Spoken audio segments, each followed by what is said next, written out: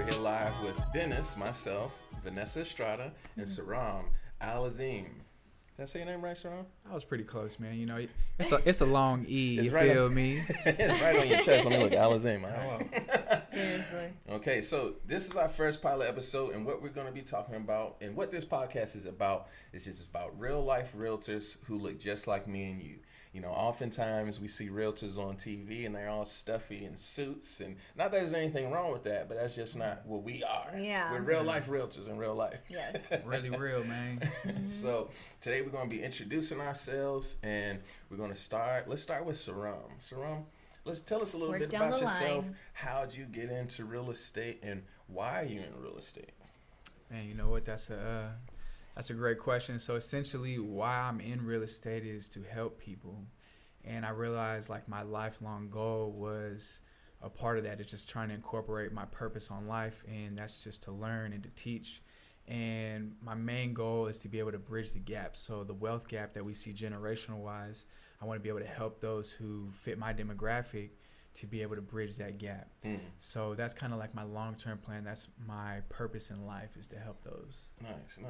Okay. That's good. Vanessa, what about you? How'd you get into real estate? So for me, how would I start? I'm just kidding. So my family has no background in real estate whatsoever.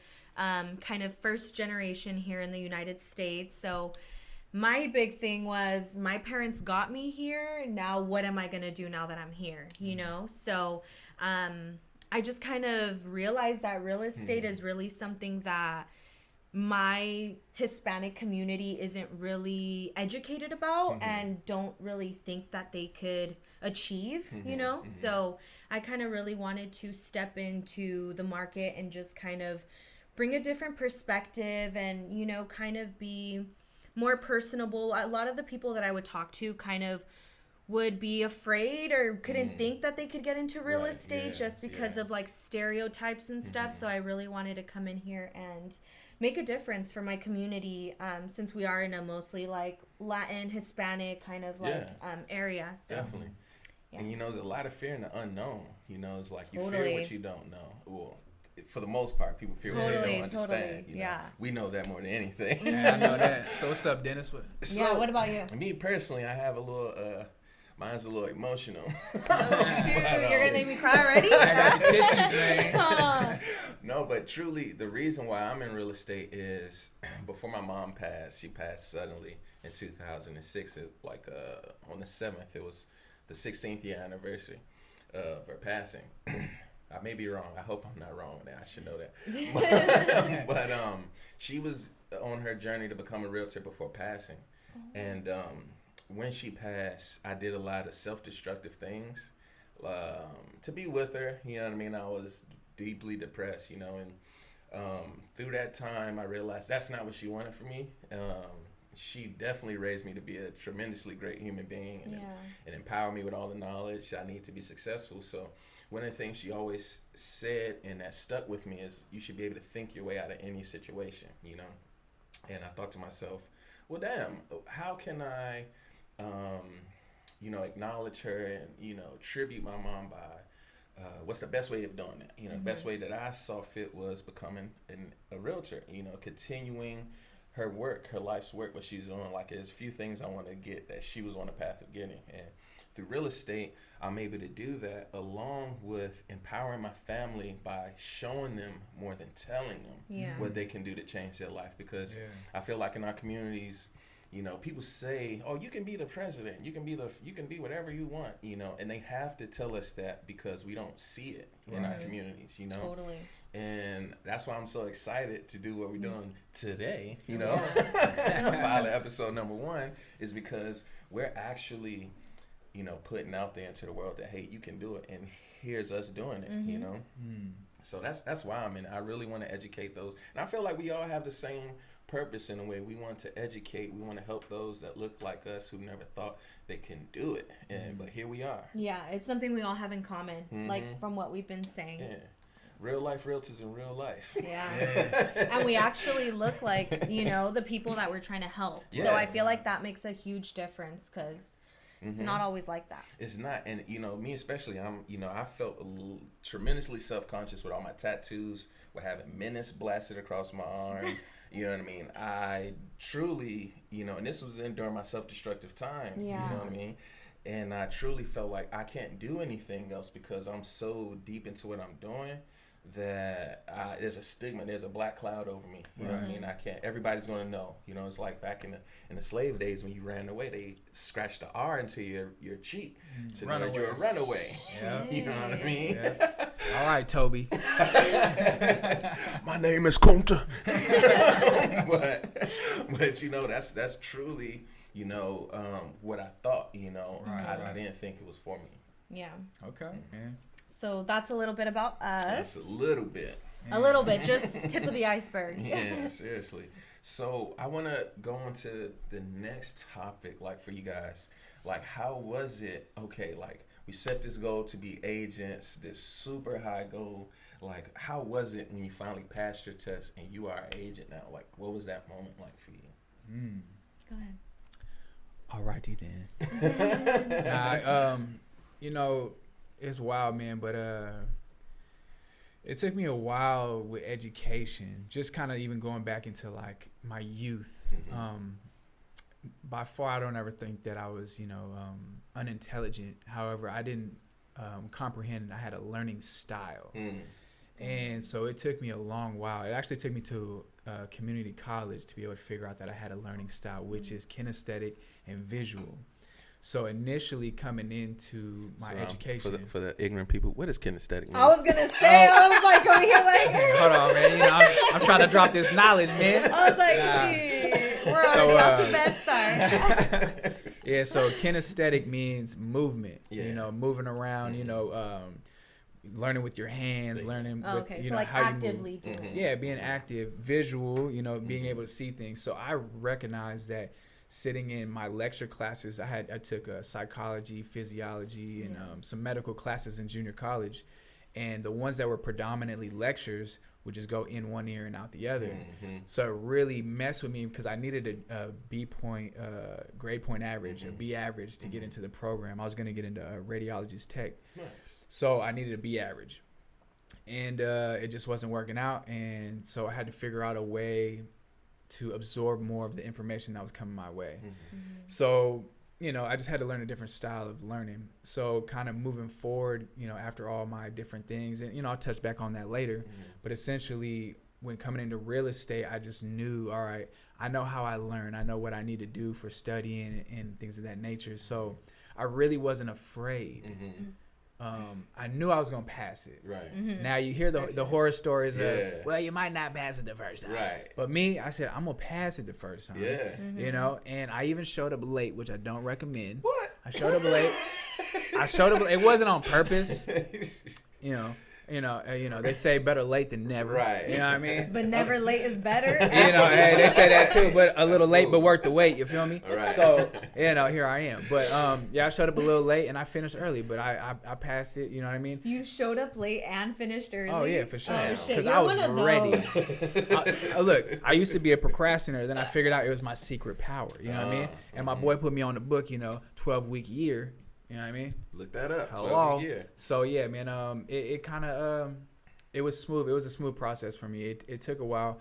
Unfortunately, we were dealing with this thing that the whole world has been dealing with. So I was supposed to get my license in 2020, like earlier 2020, like in January, but I had to wait. So, but as soon as I got it, I hit the ground running. Nice. What were some of the first things you did? I went and interviewed a lot of brokerages. I wanted to make sure that that what they were providing for me was what long term was going to be beneficial. Okay. So one of those things is training and education programs, because you look at it as they're going to throw numbers at you. A lot of the times, we give you this, we give you that, right. But education is the square. Education is the foundation. And because we have the education, it's going to transcend the numbers. The right. numbers are going to follow. Right. So that was my main thing. And actually shout out to my mentor, Sergio, for that, because he actually told me, hey, wherever you go, just make sure that they have the best training program for you. Nice. That's what's up. Keller Williams does have a tremendously great training program in foundation in training. Right. You know, Totally. they actually teach you how to start a business and maintain a business versus just sell real estate. Yeah. Mm-hmm. And that's one of the reasons why I joined. But Vanessa, going to you, and thank you, Sirrom, for that. No worries.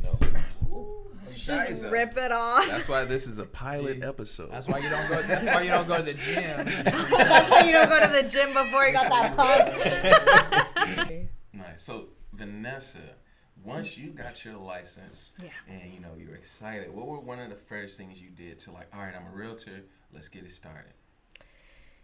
That was so hard for me. Like once I got my license, because okay, so I feel like a lot of your time is spent studying, trying to learn as much as you can to like pass the test. For me, I wasn't really worried about the exam because I had just gotten out of university. Like I was used to taking tests. I was Right. used to studying and passing an exam, you know? But it's like once you pass the exam and you're on your own, it's like, where do you go from there, you Right. know? Seriously. So one of my main things was when I was studying for the exam, I actually had a teacher or like a mentor, Jordan. Shout out Jordan Thorpe. Yeah, me too. Yeah, and he's the one that really kind of like told me what to do and kind of gave me that guidance. And then so my first thing is let your sphere know that you're in real estate. Like literally like tell everybody and their mamas. Don't be a secret agent. Yeah, don't be a secret agent. Let people know that you're in the industry and everything. And yeah, it's kind of like daunting because it's like, oh, they know that I'm new. Like they're not going to want to, you know, but people that trust you and like know who you are as a person will really take that into consideration. And then I realized that I had a family member already working in the office. So that kind of helped me. I feel like I had a lot of like, A successful family member, I might want. a top producing, which was super helpful. So honestly, mine was kind of very unorthodox. Like it's not going to happen like that for a lot of Right, people, yeah. you know, because it's like you don't really walk into that type of stuff. Right, yeah. But thankfully, I just reached out to my sphere. I had my cousin in the market center that could help me out. So that's kind of how I started. Nice. Yeah. Okay. Well, for me personally, I have to say I was nervous, super nervous. You know, You? like super nervous, dude. Like, come on now. nah, seriously. Just like you said, I just not recently, but I have my degree, so I'm used to like taking exams, studying hard. For me, it was more so I was in analysis paralysis. I was focused so much on like, all right, this is what I need to do to pass. This is how many hours I need to study. I don't want to study too long because you study long, you study wrong. Burnout. You burn out, you know what I mean? So, but seriously, I feel like my wife could have passed the exam because I had her come with me every time I studied to like have her help me study. So we would go to this empty parking lot and just study for hours and hours. And I would script practice with her because prior to me taking the test, I was here physically in the classroom taking the classes with Jordan. Me too. And I think I remember seeing you probably. Maybe I towards don't the know. end. I'm not sure. Probably not. I don't know. But but anyways. I'm like I passed mine in March of 2020. Yeah, I don't think then that was I don't Like think literally, I took the exam on Friday and then everything shut down Monday. lucky. Yeah. So, well, not really because everything that I had learned, I had you to had to wait to relearn a implement. different way because it's like everything shut down. So we had to do a different way of right. like, So- doing things. Damn. So I learned what I was supposed to do and then it's like panorama hit and then it's Yeah. like, no, I don't. Yeah, know, you have to do something different. That's like for me, like, because I was supposed to do it in 2019, but then they closed the center up until December. Oh damn. So I had to wait until after that. And then Okay. scheduling, then they pushed it all the Scheduling way was out. like, scheduling Backed was a up. It was a bitch. We can blurt that out. I'm like, it was a busy. Yeah. Yeah, No, we're but- all adults here. Yeah, seriously. And I mean, and one of the first things I did once I became a realtor was I played Nipsey Hussle Mailbox Money. I don't know, that whole album is like so motivational to me, and I Yeah. felt like I won it. I felt like I did it. I climbed to the top of Mount Everest. I was like, all right, but now the hard part is done. Now it gets even harder because now That was the easy yeah, part. that was the easy part actually. Exactly. Yeah. Well, for me, it was kind of like daunting, like how you mentioned. I went in there, I was like super nervous. I was like, don't look at anybody else's screen, do everything right, because Yeah. I'm kind of compliant with certain things. Oh, yeah, that's not me. Yeah, you know what I mean. But so I was super excited, and like I literally told everybody, and I cold called my entire neighborhood. Damn. The entire neighborhood. I remember just going down, finding numbers, paying for numbers. Yeah. Didn't know anything about a do not call list, and I literally called my whole neighborhood. Sat in my bedroom, called everyone, and I should find my notes and show them, pull them up or something. Huh. Yeah, But I you totally literally can. down the line and did it's like every house, and just went from there, and then coming back into the office because the office was open at this time, and I was like, damn, why am I not utilizing it? Right. Came in here every day, and I've been here, You're paying for it. Yeah, seriously. Yeah, might as well. And to that point, you had a meme posted that was so funny with Leonardo DiCaprio. Oh my God, yes. Something that you don't realize how expensive post it it is. on Yeah, there. you don't realize how expensive it is. Like the fees to even this is the first industry I've ever been in where you have to pay to play. You know what I mean? Totally. 100%. You know, let's talk on that, Vanessa. Like what people don't know about how much it is to be a realtor and how we get paid. Yeah, so I know we're getting into it, guys. So yeah, that's the thing about this industry. It's very business like you need to invest the money to get the return type of thing. And that's kind of the thing that I was not told, is that you need to have a savings account before becoming a realtor, because you could go months without closing a deal, years. So you and it's hard to do part-time, because it's like if you're not fully in it, it's like really hard to make things happen. So however, going to that point, you do have monthly fees with your brokerage. The way that you get paid is by commission. Commission based. So same way, you got to close the transactions to get paid, or you got to do side work, really kind of go under somebody. So that's what I did for a long time. What do you mean by go under somebody? So my cousin, physically. for example, Okay. yeah. So This isn't OnlyFans. Right. So basically, since I mentioned I had my cousin in the industry already, he's already established and everything. He kind of took me under his wing, and I would do admin work for him, kind of tedious stuff that he didn't like to do. Right. I would do for him, and I would get paid. you would get paid. So, and as you're getting paid here and there, you're learning how to do all these tasks that you're supposed to learn how to do for yourself. Yeah. So, definitely finding somebody that can mentor you is the biggest thing, because you're probably not going to close deals right away unless you already have it in your pipeline, or people know you and you've been in the industry. Which most agents don't have a pipeline starting out.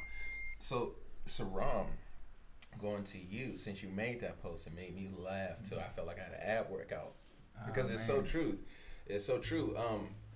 How was it for you getting into real estate financially? You know what I mean? And not to go into your personal business, but as far as it's expensive to be in this, and how was it getting your first commissions? And talk about that. Oh man, so man, it's expensive. Definitely, it's a lot of out of pocket costs. I mean, everything is out of pocket. But I mean, I'm not gonna lie, because this is the real podcast, so. I work part-time, so I'm doing real estate part-time. I'm a head chef in a restaurant right now, so I do that in the evening. So during the daytime, I'm out here pounding the pavement. So I'm making the phone calls, I'm meeting up with people, but essentially you're paying for everything in real estate. Everything. Yeah. Every letter of that you're paying for it. Everything you could think of. Yeah. So, but there's tax write-offs. So just talk to your tax preparer. This is not tax advice. Oh yeah, we are talk not. to them. I'm in real estate, not taxes. Right. So, but there's a lot of different things that you're gonna have to deal with. But you have people that ask all the time. You're making big dollars, making big bank, but they don't realize. That's assumption. You know what I mean? That you put out a lot of money, all that gas. And here's the thing, right? Like closing transactions is I have a client, for instance, I had a client that I was working with in July of last year, and we didn't close a deal until December, early December, just a little bit after my birthday. 5 months. Yo, and And this whole time, I'm driving everywhere. Not getting paid. Not getting paid. Not getting paid. So that's my time, Gas my money. gas. And if y'all know this, tax and all this stuff is going up, with all this gas, this inflation. So, we dealing with a lot of big stuff going up, and it's coming out of your pocket. So you got to have a savings. You got to have an income, and you have to be able to adjust, because you're going to be putting out a lot of time and energy. And that's with one client. Yeah. Exactly. I'm like, I still have clients that I've been working with for over a year. Yeah. And you know what I mean? Like, it's like all that time and energy that you spend, like, you're not getting the return yet until the future. Yeah, no, that's real. So, it takes a lot of energy, a lot of time, and but it's worth it in the end, because for me, for all of us, the satisfaction is helping those who are in need, helping those that are out there actually looking or not looking, so, actually getting your compensation for that, and then if you want to break that down, I'm like, you that's got, a whole other rabbit you got the hole. dollar bill for that, you know what I mean? Let me take it from here. I'm like, let's let us No, seriously. get his little 2 cents. Because like how you mentioned, I literally have a dollar bill posted at my desk. I don't think you've seen it, Vanessa, but a torn dollar bill. Because literally people think the assumption is, oh, realtors, you just drive around fancy cars. You're beautiful. You wear nice clothes. You just make a lot. That's not. Most agents are broke. Let's tell you that. In real life, most agents are broke. They're desperate for money. And it's like really like appearances too. Right, like you can drive a nice car and they'll think, oh shit, you're making big money. And it's like, I literally paid this off before I started. Like, you know what I mean? Like, you know what I mean? And to that point, going back on how expensive it is, like it's damn near $2,000 for association fees just to be able to access the MLS. Then you have to pay your broker. Local SCAR. You have to pay your broker. You have to pay monthly for brokers. You have to pay for your super iBox if you want a physical box. Oh my God, yeah, the e-key. You want signs. All your marketing material. Oh yeah, marketing material. Fortunately, that we have certain things covered, as far as websites and, minute things, but the overall grand expenses, I would say if you want to get into real estate, before you get into real estate, save about $6,000. Luckily, pandemic hit, all those checks I saved. I saved. Fortunately, my home situation is a little bit different. I'm a little bit, I don't have to worry about paying, home bills. You know what I mean? But it's expensive, and once you do finally close the transaction, you counting that money. As soon as you put in that offer, you're like, oh yeah, it got accepted. I'm immediately counting that money. Like, oh man, 17 bands. You know what I mean? Think about all the things you're finna get with that. Seriously. Yeah. But then, you know what I mean? You have to, half of that goes to the other side. Your brokerage has to get paid. You have to pay taxes. Your costs, your opportunity costs. How much did it take for you to even get this deal and to close this transaction? And then, paying your own personal bills. And then whatever's left over is yours. Yeah. Right. But, a lot of people don't understand that. And that's why we're doing this podcast, because I see a lot of podcasts and they talk about how much it costs. But they don't really get into it. Yeah. They don't get into it, And this is an opportunity for us to bring to fruition visually. We're bringing the tea. We're bringing the tea. Hey, for sure, bringing the tea. Yeah, seriously. And as we go on and move along, we find our groove and our step. It's conversations are gonna get more interesting. We're gonna get very deep. Very deep. So stay tuned. And so it's expensive to be a realtor, but it's very gratifying. And it's not so much about because one thing about real estate, if you want to raise, you just got to work a little bit smarter, rework your plan, and you can be a millionaire as a realtor, especially in this market in Santa Cruz. Yeah. And transitioning into the Santa Cruz market. Right now, the median home price in Santa Cruz is about $1.2 million. And that's throughout Santa Cruz County, it's a little bit under $1 million. 900,000. Yeah. But on the west side, where I live, it's 1.2. Yeah. So, and that's what I'm trying to focus on, because You know, say for instance, in any other market, say for instance, if you were in DC or Cleveland even, you know, you have to sell 30, 40 houses a year just to make $200,000 home. Like, Seriously. imagine how many of those you have to sell to get a good, God. like, Right. Jesus. I We're mean, like blessed where we're honestly, at, honestly. You know, seriously, you sell 10 houses in a year, you're doing pretty good. You know what I mean? You're doing better than most. Yeah. You know? Right. So, what's some of the things you've done with your commission checks? Have you done anything cool, Sirrom, or is I it? paid off my debt. Me Nah. too. That's a good one. I ain't gonna lie That's a to good you. one. I know. I'm like, that's the first thing I did. Get rid of that. I paid off my debt, but you know what? I paid off some long-standing debt as well, and I Be did. careful, it's gonna come Oh, off. here we go. Yeah. I Tightness. did treat Yeah. myself though to a Tahoe trip. Nice. That's good. So that was lovely. I rented a cabin and went out there and did my thing. Nice. But yeah, mostly I paid off a lot of debt, and so this year I started off in the black, which basically means that I'm in the positive side. So that's what I did. Definitely. How about you guys? For me personally, I did pay off a lot of debt. You know what I mean? And not that I had too much, but you know, on your road to closing a transaction, your savings and your credit cards are your best friend. You know what I mean? And I ran it up. You know, like I even paid you for some landscaping work for one listing. right. You know what I mean? Oh yeah, I remember that. You know, and then having because there's so much you have to do. And then when you finally get a commission, like if it took months to get it, if you sit and break it down, how many hours it took, you pretty much working a minimum wage job. You know, so in order to really Exceed like the expectation, it's kind of like, oh shit. you got to get some houses out here.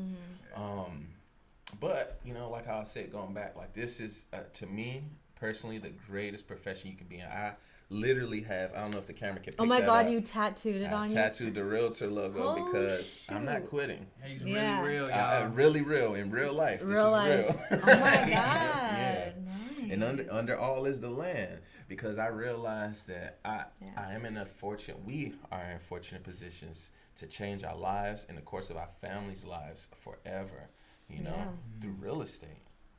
Right. And that's the real. Yeah, seriously. It's like mic drop. There, it's like. Yeah. But what do you guys want to talk about? Oh yeah. So let me swivel this thing over this way.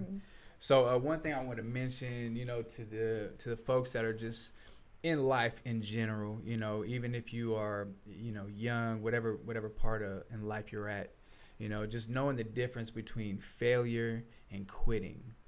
You know, because failure leads to success, but quitting ends all success. What do you mean by that? Well, see, you make a lot of mistakes in life. So I made a lot of mistakes in life. I bumped my head many of times, and I made a lot of lefts until I got right. So I made a lot of mistakes that some would call failures, but it led to me ultimately being here. So I've started businesses. I you know, as my brother mentioned, I do some landscaping on the side. I also am a part-time chef. So I've done many different things, but everything, you know, like the late great said, Nipsey Hussle, he said, hindsight is 20/20. So a lot of the things that I've done in my past have led me to where I am now. So just don't be afraid, you know, don't let fear dictate who you are or what you're going to do. At the end of the day, make those mistakes, fail. It's not about how many times you get knocked down. It's about how many times you get back up again. You feel me? So just do that. But whatever you do, just don't quit. And that's gonna determine who you are in life. You know what you are and know who you are. There's an old adage in ancient Kemet, which is known today as Egypt. You know, that's the Greek word. But it says, man, know thyself. And that's powerful because you got to know who you are. And when you know who you are, you can transcend anything in life. Yeah, and this opens a whole other can of worms. Seriously. With like you got me thinking manifestation and then like all of that stuff that comes in the background. That's what I'm saying. Like, you know, so you touching on that, like, I know that's literally me 100,000%. That's why I'm like, don't even start with me right now. Because I literally on my wallpaper, I have remember who you are. Like, so when I look at my phone, I remember who I am. If I'm ever feeling down, you know. Tell us how did you come upon that? The realization. Okay, well, when I started, I had a lot of self-doubt being a woman in the industry in a mostly male dominant, you know, kind of world. Yeah. And not only that, being Latina, so minority already, being probably one of the youngest people in this like market center. So it's kind of like I was battling a lot of stuff in my head, and it's like, it's interesting because the way that I was seeing myself wasn't the way that other people were seeing me. You know, people would see me and be like, oh shit, she's doing the damn thing. Like, she's out here. Like, I don't want to cut your wisdom off, but to that point, when I first met you in Roy's office, I was like, damn, who's this other agent? Because, you know, just seeing you in there next to him, immediately I thought you were a top agent too. I was like, damn, I got to get to know her next, you know? And it is all about. And then you found out, like, oh shit, you just started like me. No, honestly, that's what I said, though. Yeah, seriously. Yeah, so it was kind of a lot of that. Like, I was battling, like, who's going to want to get help from me? I'm so young. I just started. Like, literally, who's going to trust me to do this, you know? So I had to just be like, you know what? Like, I did the thing. Like, I did what I had to do. I got to where I need to be, and that says a lot, and I need to be proud of myself, and I need to remember, like, who I am, that I'm able to do whatever I put my mind to, and, like, all of that. And so whenever I feel like doubting myself or something like that, I can always just look at my phone and be like, remember who you are. Like, you know, it's like, definitely. Yeah. And, you know, I had those... like self-limiting beliefs. Self-limiting beliefs. Thank you. I was trying to think of that. Yes, I was like thinking about it too while I was talking, and then But my self-limiting beliefs is being a raisin in a bowl of milk. Being a raisin in a bowl of. I like using chocolate chips, but okay. Yeah, I mean, but you get immediately when I said it. You know, is you know, and then being my size, and then being heavily tattooed. And then that perception where people associate my image with, you know. We all have tattoos. We're all, you know. I still cover mine, you know, because I'm just kind of like. Yeah, and then just, you know, what people associate our images with, you know, I'm battling with that mentally, you know, every day, honestly. You know, when I walk in I went on broker's tour last week at this 10-acre property. I'm not going to say what the property was, but look up 10-acre property. I am. That just recently came on the market. We are filming on January. So, but I went up there and it was a bunch of agents pulling up in Teslas, Range Rovers, Mercedes, AMGs, looking all pompous and like hoity-toity and shit. And I mean, I'm like, damn, do I belong in here? What am I doing here? Hey, what did you pull up in? I pulled up in a little white Mini Cooper S 2011, my big ass. See Dennis coming out of the little Mini Coupe. And I'm coming out the Mini Cooper with my gimbal, my GoPro, because I'm walking through, I'm recording. I got, you know, I'm serious about it, you know, because one thing about real estate in this industry is you can't be timid. You can't have so many self-limiting beliefs that you don't even get your ass about the seat. Yeah, seriously. And go and act because, you know, like this, it's all about action. You know, putting up a proper plan in line and then executing on a plan consistently every day. Because one thing I notice is, it's not gonna fall in your lap. Yeah, that's right. He's like, I got my realtor card. I'm a realtor now. Money. It's not like that at all. Rain dance. Not at all. It's a ton of hard work, and you're gonna go through every emotion. You're gonna go through being extremely happy because you got your license, and you're gonna be extremely sad because you lost out on a deal. I'm gonna tell a horror story. About losing deals? We're already going there? Story about losing a deal. I lost this deal straight out the gate. Couple of months in real estate, I get this buyer from Zillow who has a ton of money. I'm talking about this dude is loaded. And right here on Frederick Street, we put in an offer for a 3-story townhome with an elevator from the garage going all the way up through the house, heated floors, 2 living rooms. It was just a beautiful home. Yeah. We put in an offer for 1.4 million. And got a counter offer. So we put it in the counter for 1.5 million with 50. No, not 1.45. We put it in for $50,000 over. And like, damn, we got it. 50K over. We come back, we lost because somebody put 50,000 more for 1.5. I'm like, fuck, man. Yeah. Damn, we lost out. And then I'm already counting my commission check because I'm like 1.45 mine is times. And I'm over here. I'm like, damn, that's $30,000 for me. Right. So we didn't get it. Somebody else won it. That same weekend, 2 days later, my client goes and puts in an offer for a different property in Marina, gets the offer accepted, closes on the transaction. Doesn't even tell me. The lender calls me while I'm making a steak in my kitchen. Just like that. I'm making a steak. My lender calls me. I'm like, hey, what's up, John? How you doing, man? Blah, blah, blah. What's going on? He said, I don't know if you know, but your client just got an offer accepted. I'm like, what? Steak burning. What is going on?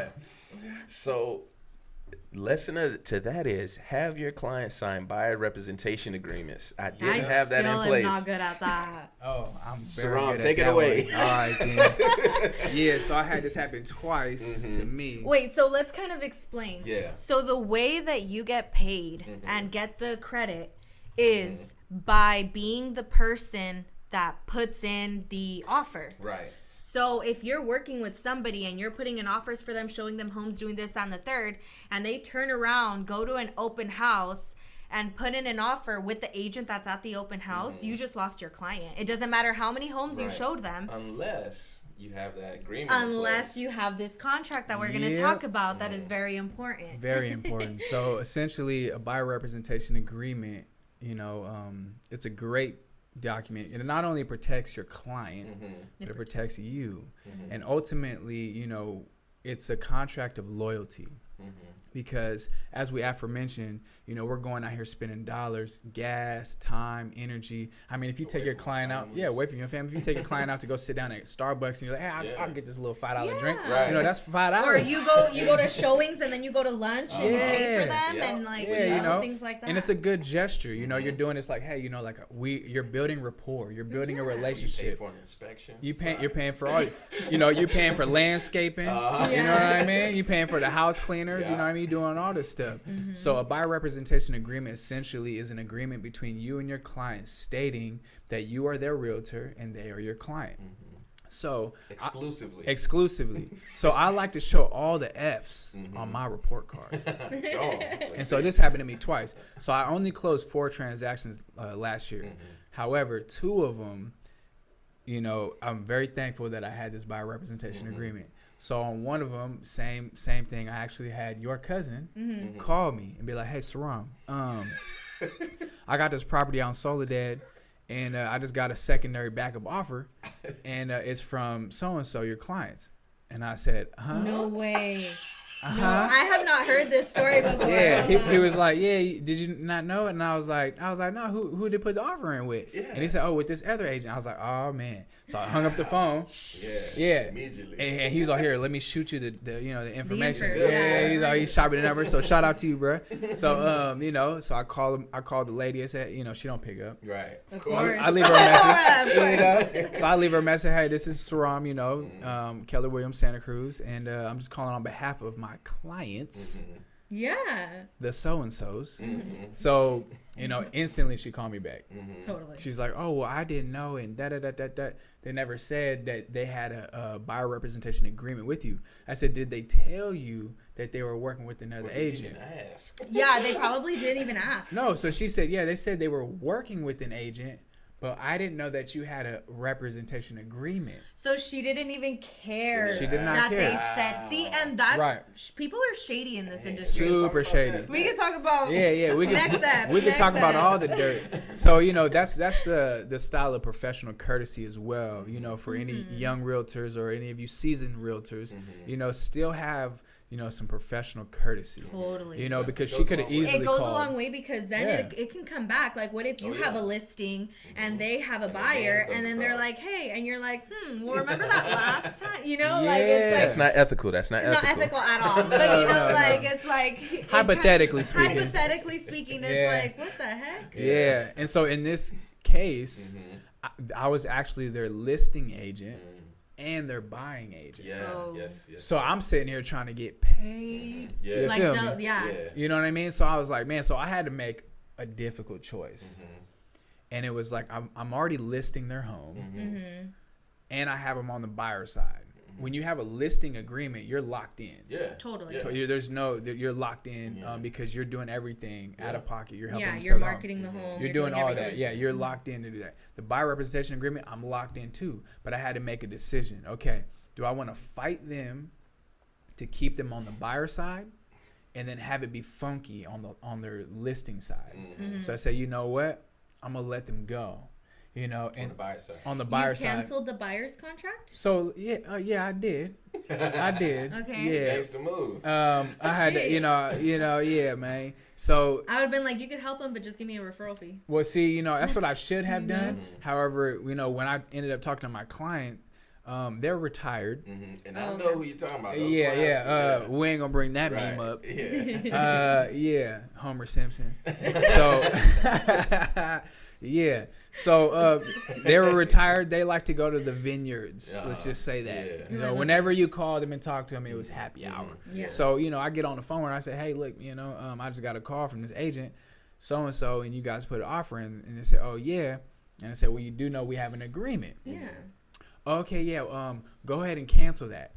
And I was like, agreement? yeah, and I said, I was like, oh, well, that's not how it works. She said, oh, well, we fire you.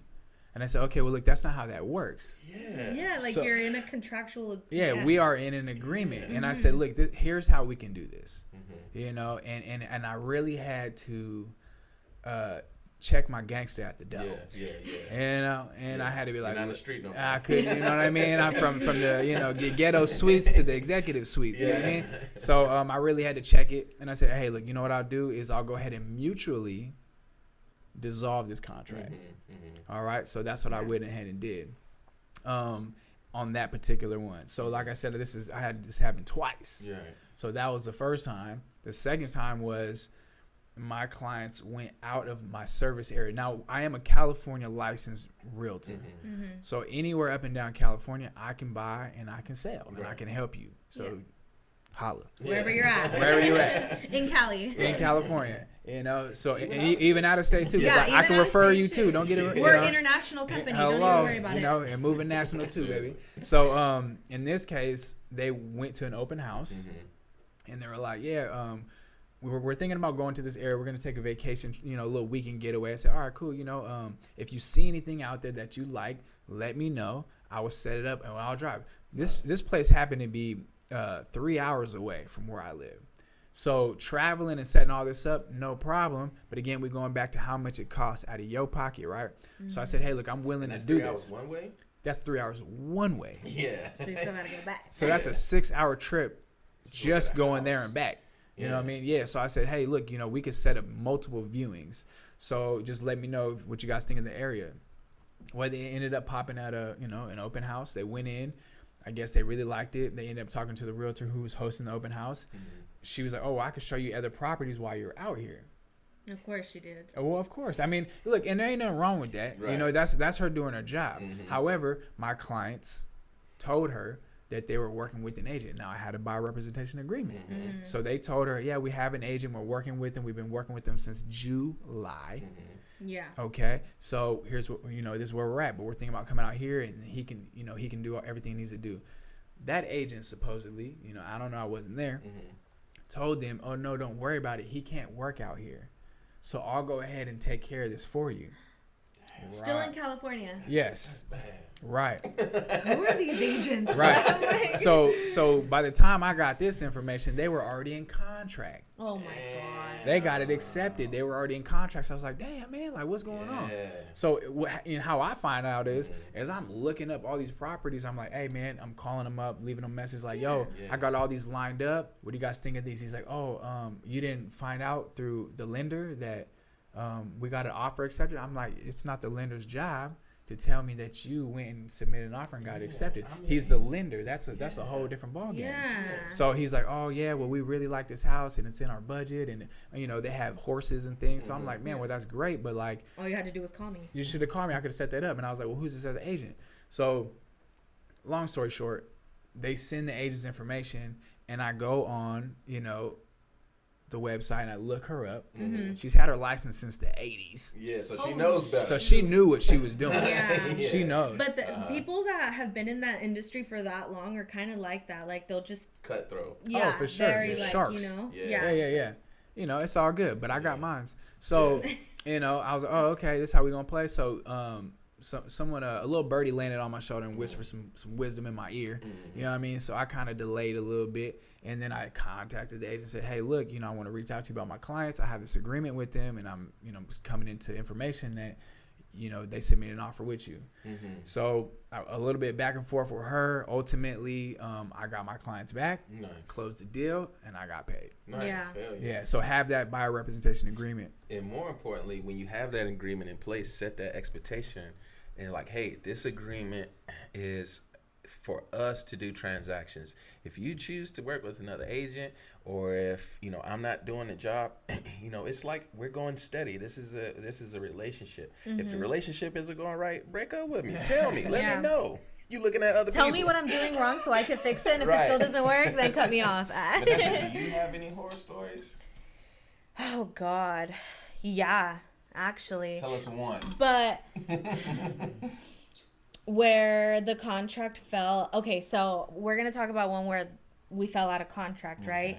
And this is what we mean by like putting in a ton of work and like driving. Okay, so we are in Santa Cruz, California. So these clients were actually, I was going halves on it with my cousin. And so my cousin was like, shit, I'm not trying to drive all the way to Los Baños, but if you want to go half on half with these clients, you can drive them over there, show them property, and then we'll both be on the contract and like kind of like, you know? So I was like, shit, dude, honestly, Roy, he looks out. Good things are coming your way more than they already are, you know? So he really did a lot for me. So so we set up all these showings, right? Los Baños, like what? How far away is that? 2.5 hours, 3, something like that? So early in the morning, start at 10, 11, and then the whole day, and then drive back 3 hours. Exhausted. Like, you know? And so I did that for a couple weekends. And showing properties, not to cut you off, showing properties takes energy. Like, I never realized how exhausting, like, you go, like, even 4 hours of just showing properties, driving, getting out, knowing all the information, talking the whole time, answering questions, having to be on point. Like, at the end of it, you're like, ugh. Remembering if you left the key or not in the freaking lockbox. Or lock the door. If you locked the door, did you close the slide door and put the latch back? I don't know, you know? So, ton of things. So, so I had gone so many weekends helping these clients to find the perfect property, looked at new construction, regular homes, did all that jazz. Finally found a home that they liked, put in an offer. I put in the offer and everything, got accepted. So we were like, oh shit, hell yeah, you know? So I was like, just like, okay, I'm going to get paid back for like the mileage, the gas, like all of that stuff, right? So I was like, fantastic. And I was like, okay, let's get it done, whatever. And then the client was like, oh, I want to go back to see the property again. But this time he was going to bring his father-in-law. Okay. Right? All right. So clients do that. They'll bring their family members in to like take a look at the property, whatever. So then I had to drive again to Los Baños to let them into the property, right? To the one property. To go show the in-laws, right? So go open up the door and everything, and then the in-laws are like over here in their ear saying like, are you sure you want to do this? Like, oh look, this is a little messed up. Did they already go over this? Like, you know, just like nitpicking every single little thing. And it was just like, you know, like I hate that shit. One thing after another, and I was just kind of like, okay, like, you know, just letting them look at the property so they could show their family, kind of get measurements, kind of think of what they're gonna do all of that stuff. And then at the same time, I was doing my AVID, so you know, it's the agent visual inspection disclosure. So when you get into contract, so I was like, okay, cool, let's go see the property. I'll fill out this document and we'll be good. And I did all of that. Showed them the property, whatever, went back home. Next thing you know, he's getting back to us, telling us that they're not 100% sold on the property anymore, and that there were a couple things that they noticed when they went back that they're no longer comfortable with, and so they wanted to back out of the contract. Let me ask you, was anything they were questioning after the in-laws, was it anything health and safety, or was it aesthetic? Meaning health and safety, is it plumbing, heating, roof? No, it wasn't. It was more like the driveway. So the driveway, so it was a corner property. It had a huge tree on the side. And so I'm assuming the roots of the tree were kind of going under the pavement of the driveway. And so the driveway was cracked and uneven because of that. So that was it? That was it. I like my A my crack God. in a driveway, you guys, because of the roots from the tree, which is like, okay, you could remove the tree, you know, like you could get it, you know, so, and then it was like at the time where like the market wasn't as crazy, so you didn't have to compete as much, like it was easy. Nowadays, you taking it whatever. Nowadays, you're gonna try to get whatever you can get, and you're gonna have to settle sometimes, you know. So it was a very shitty situation because I had been driving like back and forth and doing all this, that, and then. Well, on that crazy note, I think this is going to be the end of the pilot episode. So thank you guys so much for tuning in with us. I know it was a long one. So we just kind of want to bring you guys as much value as possible. Leave comments down below on things that you guys want us to talk about. And anything else? Like, share, and follow. And subscribe. All that, wherever this video is. If you're listening on Spotify, if you're watching on YouTube, or Instagram, or whatever, you know what I mean? We're doing this to help everyone who doesn't have the information. And the best thing you can do to help us is like, comment, share. And it's free. And support. It's all free. It's all free. You ain't got to pay for nothing. Right. Not right. like It's us. free, man. You ain't got to upfront a cost. Let us get that HBO special, though. You know what I mean? You know what the What's HBO that? special is? No, what's that? You don't know what the HBO special is? I was thinking HBO Max. That's the Help a Brother Out special. You know what I mean? Hello. Sirrom, where can they find you on Instagram? Oh, man. You can find me at Alizem_Realty. What about you, Vanessa? And then I'm at Vanessa Estrada Realtor. And I'm at dennis.scott. Scott Realty, but it's a dot in between each word. We'll have it up here on the screen for you guys and in the description down below as well. Nice. Thanks, guys. Peace. Right on.